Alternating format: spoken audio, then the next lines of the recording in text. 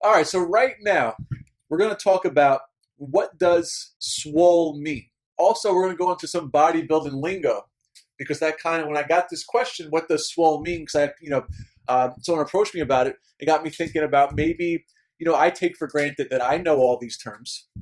But what if somebody who's just starting out, stumble upon this video, as you're reading about work, dieting, lifting, comments about people's physiques or some words are out there, you're probably like, you might have to Google some of them. So maybe this will save you some Googling. It'll be a quick overview about what different words mean. All right, so I'll start with what sparked this topic. What does SWOLE mean? Well, SWOLE is used to describe somebody who is not just lean, not just in like a bulk, but has a nice combination of the two. And usually used to describe when you have a very nice muscle pump to complement your physique while you're in the gym. Now that got me saying, like, all right, what else do people use that are kind of synonyms for SWOLE? Yoked, juicy, muscles marinara, and freaky. So those are some of the things that I've heard, in the past that if you hear them, now you know kind of where they lie. All right, and then on the opposite end of the spectrum, we have really lean. So it's kind of like the summertime.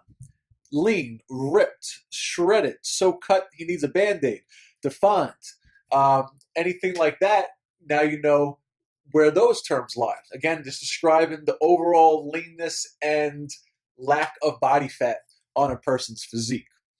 So now jumping into some things that actually might be, beneficial to you guys. Now with diet, bulking, increased calories, trying to gain weight. Cutting, opposite, lower calories, you're trying to lose body fat.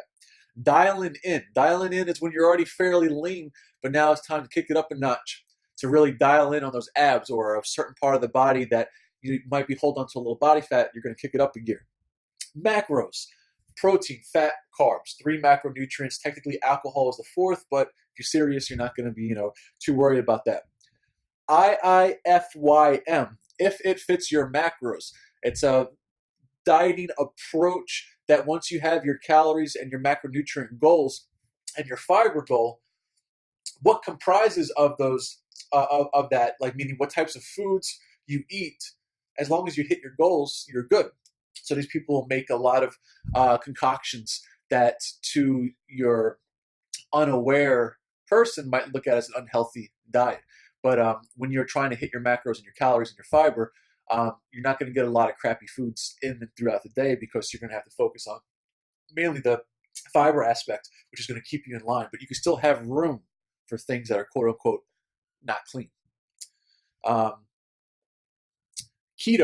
Keto is a diet approach where it's extremely high fat, moderate protein, super low carbs. Some people swear by it. I have yet to try it because I'm Italian. We have pasta all the time.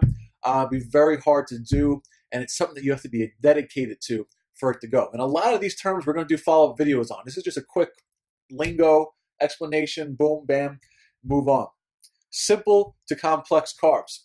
Simple, your sugars. Complex, have more of your slower digesting carbs. Simple after workout, complex before. Glycemic index, used to pretty much gauge how much of an insulin response to certain foods your body has. Not too much importance when you're combining it with other foods, so I don't really look at it too much because the glycemic index is based on, let's say you eat a carbohydrate by itself. Here's the glycemic index value of that, aka how much insulin response or how much insulin is secreted in response to that particular carbohydrate. But when you throw in fats and proteins like we all do with every meal, that throws the glycemic index out the window. Now some lingo with regard to lifting. Sets. Sets are how many times you do a certain exercise. Reps. How many repetitions comprises of one set. A spot. You need a spot so you don't drop the barbell on your chest. Superset. Combining 2 exercises that are each set is completed back to back with no rest, followed by a rest, then going back into the next set. Compound movements versus isolated movements. Compound movements, your squat, your bench press, your deadlift, things that are multi-joint action. It's not just, when you're doing a bench press, you have things that are moving and working besides just your chest. Compound, multiple.